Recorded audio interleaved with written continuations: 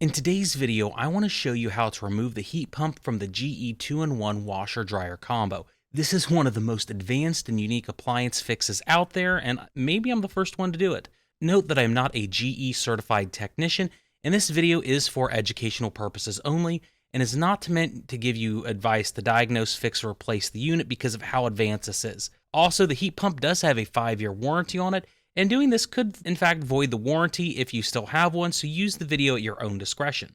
But to do this repair, you're going to need the following tools to start with: a Phillips head screwdriver, ESD gloves or an ESD strap for any electrical work, a magnetic cup to hold all of your screws, and then I would suggest an organizer like the one I have here to put all these screws in. It'll make reinstallation a whole lot easier if you have something like this.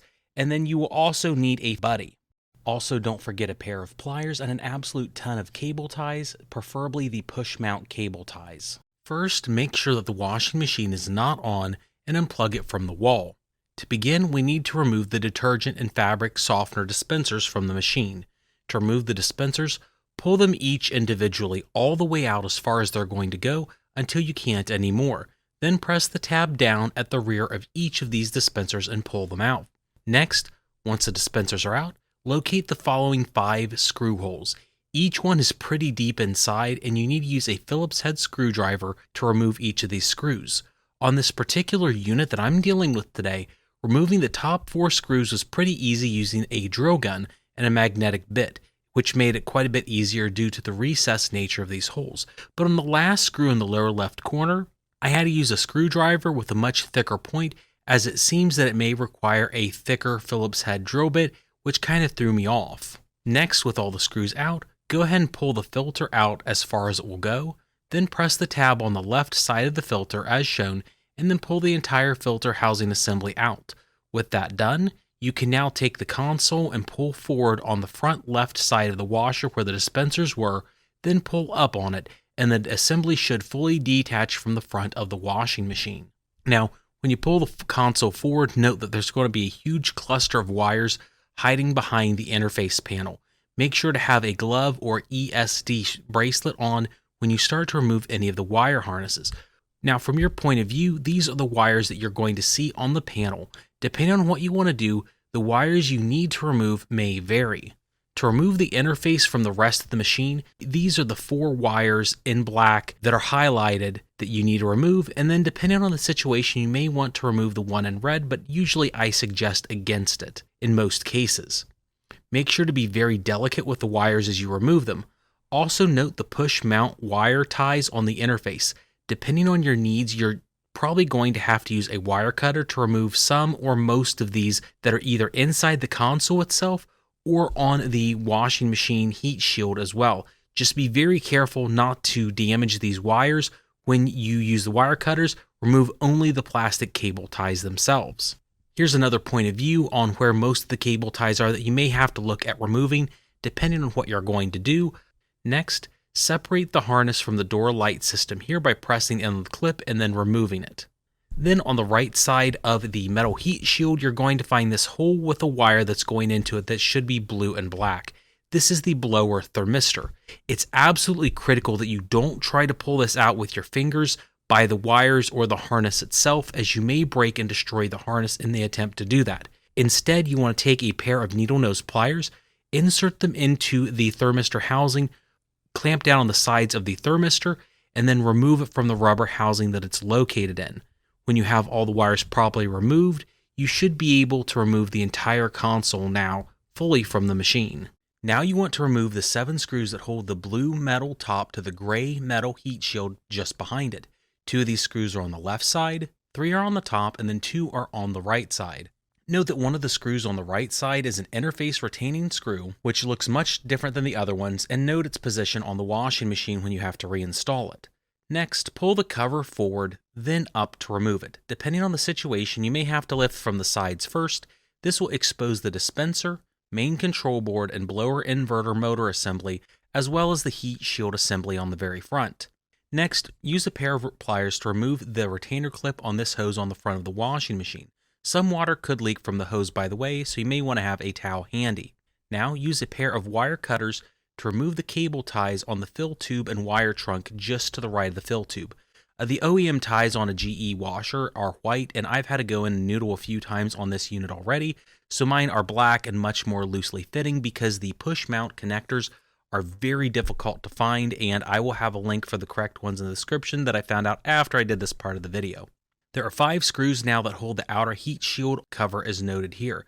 You then want to remove these 5 screws and then continue to place them in an organizer because of how many screws that we've gone through so far and will continue to find in this video depending on what you need to do.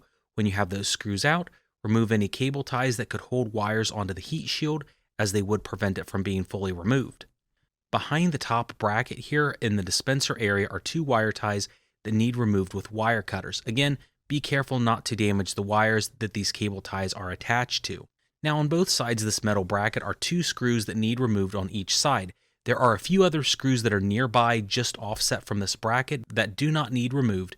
With all the ties and screws removed, go ahead and lift up on the bracket. There is a small metal catch on each side that you can't see, but once you have this pulled out, it will fully expose the heat pump and the dispenser front as well.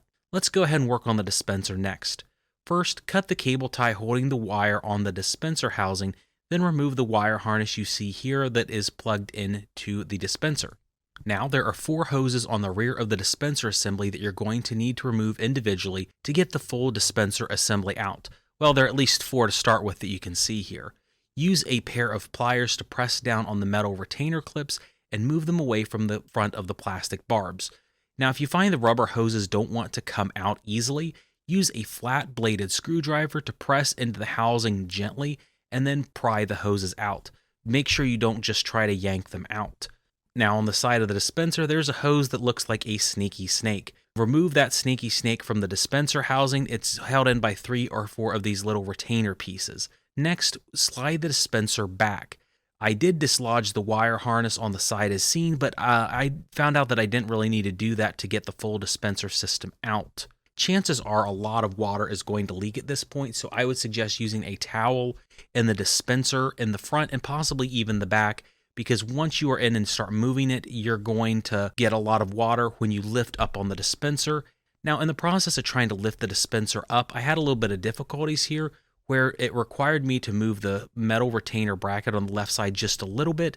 Once you get the dispenser out, there are still 2 hoses that are attached that you can't easily see. Under the very front of the dispenser, you're going to find this big voluptuous hose that you have to remove. You may have to move the metal clamps around a little bit and position the dispenser differently than what's seen here on the video, but you want to position the dispenser and hose to where you can use a pair of pliers to move the clamp and then dislodge the hose from the dispenser. This took a little bit of time to do on and off camera. Now you can reposition the dispenser box for the last small hose that should be directly underneath the dispenser box. This is that sneaky snake we dealt with just a few moments ago. Use your pliers again one last time to remove this final hose. Again, I had to use the flat-bladed screwdriver to separate the rubber hose from the dispenser box. Now you can access the water valves more easily, other hoses, as well as the accelerometer underneath the heat pump assembly. Now on the very top of the heat pump is an NTC sensor with 3 screws. Use your Phillips drive to remove them, then gently pull the sensor from inside the heat pump. There is also 1 or more cable ties here that could need removed depending on what you need to do to the system. Some could be push mount while others may be clipped off entirely. Note that the next few steps could theoretically be bypassed if you just want to open the heat pump cover for servicing. Now let's go ahead and start with removing the main board. Go ahead and take your screwdriver and remove the Phillips screw from the cover. When the screws are removed, there are 2 small retainer pieces that are going to need slid from the bottom to remove this cover. Then begin to slowly remove the wires one by one. When you remove the wires from this board, note there are 3 wire harnesses marked here, and they are all identical in color and positioning on this, and it gets very confusing. I would suggest marking each of them during the removal process so when you reinstall them, you know where they go 1, 2, and 3, and you put them in the right order. When you have all the wires removed, you can then slide the board towards the rear of the machine and then away from the metal brackets it's on. Note that there's 1 final cable tie that is very large on the wire trunk here that needs removed if you want to remove the board entirely from the wire trunk. Now let's go ahead and do the same removal process on the giant inverter board that takes care of the compressor and blower units. There are 2 screws underneath the board for the metal cover. Once you remove these two with a Phillips head screwdriver, there are two small tabs on the very top of the plastic board assembly cover that you need to bend slightly so you can remove the sheet metal that is the cover. Once you have the cover removed, go ahead and start removing all the wires from the board assembly. Two of these wire harnesses I've noted are much different than any others I've dealt with on any sort of GE washer. To remove the harness, you need to press down on the harness as shown, which is kind of in the middle of the assembly, not at the rear like most typical harnesses are done. There are two of these massive harnesses that you need to remove for reference, and then the rest of the harnesses I find will come out much easier in my opinion. Once you have all the wires removed from this inverter assembly, you may have to remove a cable tie or two to finally remove the board, and it could vary on your style machine. There is also one final Phillips head screw holding the entire board in. Once you remove that, you can then slide the board to the right and then away from the heat pump system, and now that step is done.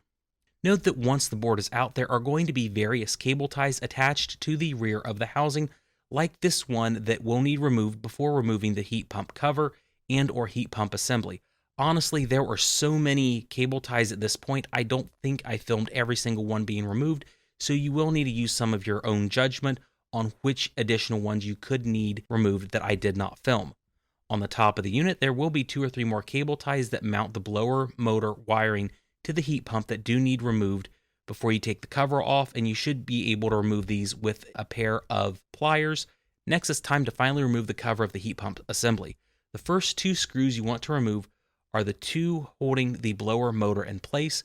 They are both 10mm screws, I believe, but I was able to remove them simply with a thicker tipped Phillips screwdriver. Once removed, you can pull on the blower assembly slightly at the top so it dislodges from the very top of the heat pump assembly. There are 2 screws below the unit that you can't see actually still holding it in place. Next, you want to go around the heat pump assembly and remove the 13 screws from the top of the cover. During this video, you'll see most of them being removed on the time lapse, and I think you can kind of see where each is being taken out. Be very careful removing them. The ones on the side of the blower motor can easily slip from your screwdriver and fall to the bottom of the machine, so make sure you use a magnetized screwdriver. The very last 2 screws after the 13 are located on the front of the filter housing assembly of the heat pump cover. These are a different length, they're much longer, and have a different head style than the others, so make sure you set these apart for the reinstallation process later. If I counted right, we're about 43 screws in from the unit, and I hope that you did use an organizer so far at this job. At long last, you can just simply remove the heat pump cover. After all this work, it took me only 5 seconds to remove the entire cover to the assembly. The entire system is now available for you to look at, clean, and service as needed. I was incredibly excited and humbled to be able to get the machine to this point because I don't think a lot of people have before, and I hope this video helps you out to where we're at, but we're only halfway done with this video. With the cover off, here's some footage of the notable areas, the rear of the filter housing, and the air inlet hose that is huge. There's also an NTC sensor on the back of the refrigerant coils. I hope that you don't have to surface and replace this. At any rate, though, there's not a huge amount to actually see under this cover other than the coils. So let's go ahead and put it back together and take the whole system out just for some fun. The plastic cover assembly slides back into the unit, and it was quite easy. I did have to try just once or twice with the camera not working. I do think that the metal plate here did cause a little bit of difficulty in putting the cover back on, to where I had to push it out of the way slightly towards the outside of the hull. I went around the unit and reinstalled the heat pump cover with the 13 screws, and I was very careful, as well as the 2 longer ones. Now with the cover back on in place, let's go ahead again and take the entire system out. This is something you don't have to do because of that 5-year warranty that we mentioned at the very beginning of the video. And again, this is for entertainment and educational purposes, but this is how I would manage to take the entire assembly out. On the dispenser side of the unit, there is a giant air hose with a clamp on it. You need to take a screwdriver and loosen it. I used a Phillips head, but I think a 1/4-inch drive will work as well. Again, do not fully remove the clamp screw, but loosen it up quite a bit. Once you have it loosened, there are plastic tabs on each side of the rubber hose in place. Pull them away from each side of the assembly for later. On the front right side of the unit, there is a clamp for the blower duct hose. This needs loosened up.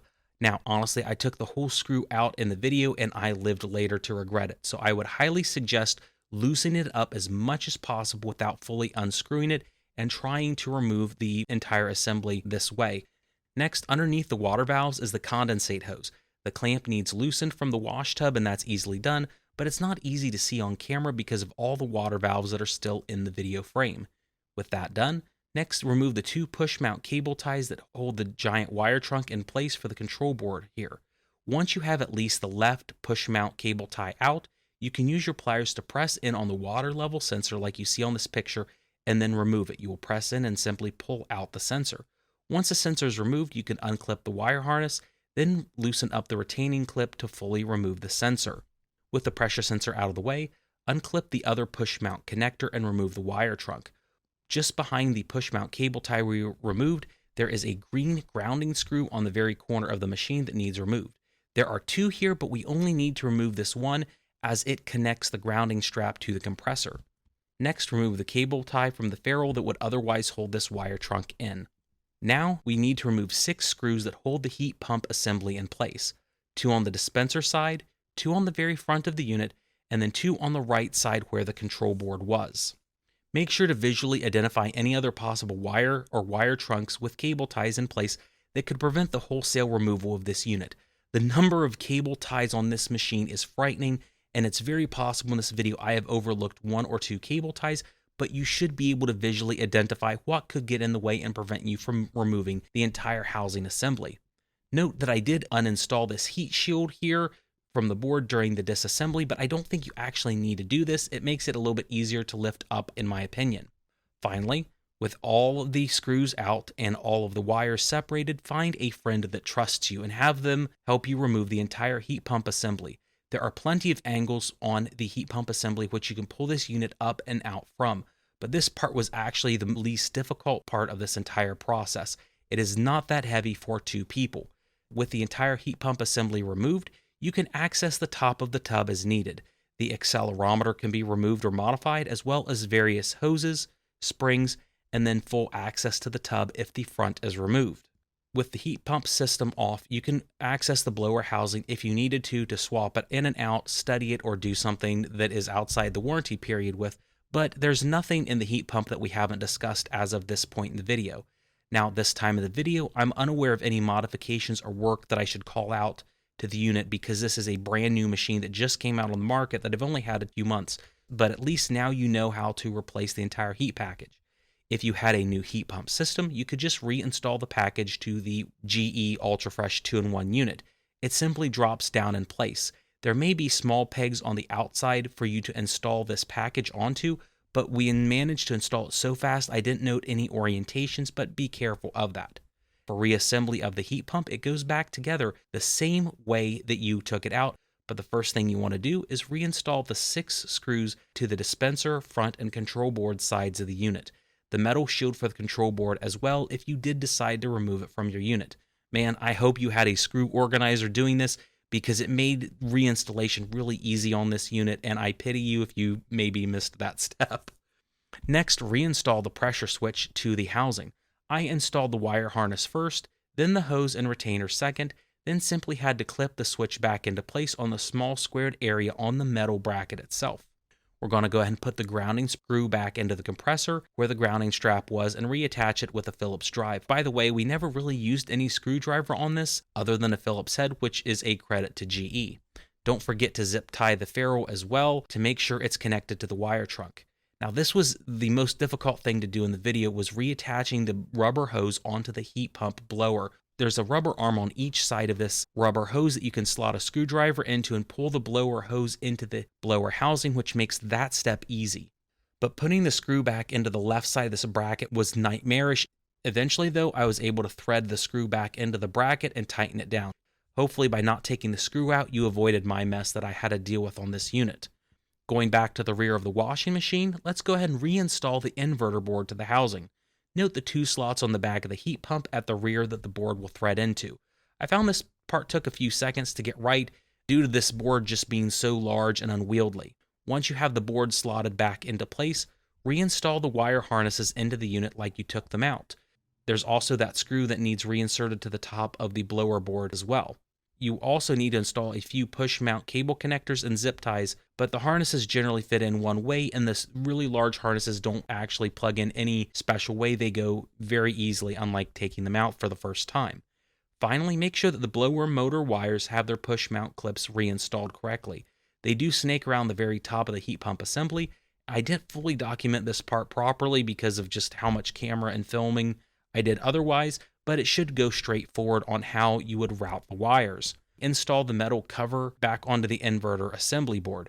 The tabs on the plastic board will hold the top into place, and then you do have the 2 screws at the bottom of the metal assembly that will lock it into place. Here's another zip tie near the board on the dispenser side that you will want to take care of. Make sure that you install the zip ties between the inverter board and the compressor housing, and there were 3 here. Once you have that done, go ahead and reinstall the push mount ties for the control board into the bottom of the metal heat shield. You have the 2 super large ones here. Slot the main control board into the housing and begin to reinstall the wires to the harnesses. The 2 big 4-pin connectors were one concern that I had, and this is how they look on the system when reinstalled. And then remember the 3 small NTC sensor harnesses that hopefully you labeled earlier. The control board then will install into the metal slots in the back. I found it was easier to install the heat shield into the plastic box, then slide the board back onto the housing as you see here. I don't think the camera angles may have showed where the slots are, but it's pretty easy to see when you deal with this in the first person view. With the board back into place, reinstall those 2 screws at the top of the control box with the housing on, and the board is now fully reinstalled. Next, go ahead and install the condenser hose that is on this side of the tub where the valves are, and again you'll need a pair of pliers to do this. You'll also need to install the big air outlet hose to the heat pump assembly on the right side here as well. Make sure both sides of the tabs of the hose are slotted correctly. Retighten the retainer screw on the hose. Next, it's time to reinstall the dispenser box. Do you remember where that big, black, voluptuous hose was? Reinstalling it is not the easiest thing on this box, but it is the first thing that you want to reinstall. It takes quite a bit of maneuvering between the blue dispenser box and the tub hose. There's a small guiding notch on the right side of the dispenser tube, so make sure it lines up with the dispenser housing itself to make sure it's installed correctly. This can take some time and patience, but it isn't the hardest thing in the world to do, as the clamp is large and very stiff to deal with. The next hose that we want to install is the black sneaky snake hose that goes in the middle underneath the dispenser. Insert the hose and then use your pliers to secure it down to the barb. Then reroute that hose through the side of the dispenser box as you see here. If you modified or moved the wiring harness on the side, make sure to reorient it like you see in the video. Now go ahead and reinstall the 4 water valve hoses into the back of the dispenser box. They only reach far enough to go in one way, so that you should accidentally cross-install them to the wrong barb in the box, or at least that's my experience with the dispenser and the valve assembly here. Now at this point, you can go back and make sure the plastic arm on the dispenser and pull it into place to lock the dispenser into the metal guide as you see here. Next, install the wire harness into the dispenser like you see here. Make sure the black wires are routed properly, and if there are any cable ties that we've overlooked, reinstall them properly. Next, reinsert the NTC sensor at the top of the heat pump assembly that you took off. There is a small post on the left side of the heat pump assembly so that this sensor will only be able to install and orient one exact way. Now, before we reinstall the bracket, note the push mount connectors that need replaced for the dispenser wire trunk. There are 2 here that you'll need to install new push mount connectors to.